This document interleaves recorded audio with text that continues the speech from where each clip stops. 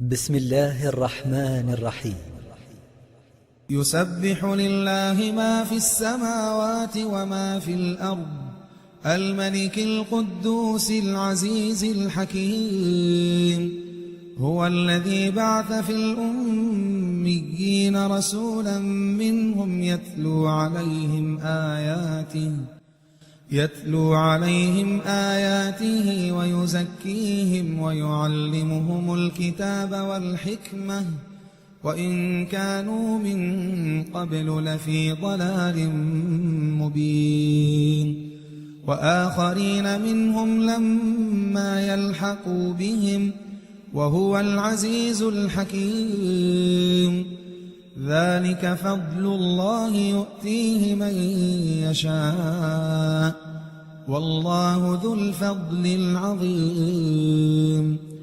مثل الذين حملوا التوراة ثم لم يحملوها كمثل الحمار يحمل أسفارا، بئس مثل القوم الذين كذبوا بآيات الله والله لا يهدي القوم الظالمين. قل يا أيها الذين هادوا إن زعمتم أنكم أولياء لله من دون الناس فتمنوا الموت إن كنتم صادقين ولا يتمنونه أبدا بما قدمت أيديهم والله عليم بالظالمين. قل إن الموت الذي تفرون منه فإنه ملاقيكم ثم تردون إلى عالم الغيب والشهادة فينبئكم بما كنتم تعملون.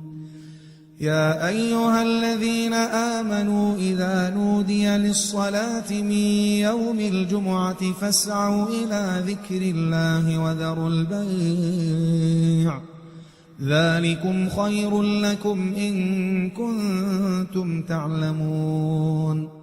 فإذا قضيت الصلاة فانتشروا في الأرض وابتغوا من فضل الله واذكروا الله كثيرا لعلكم تفلحون.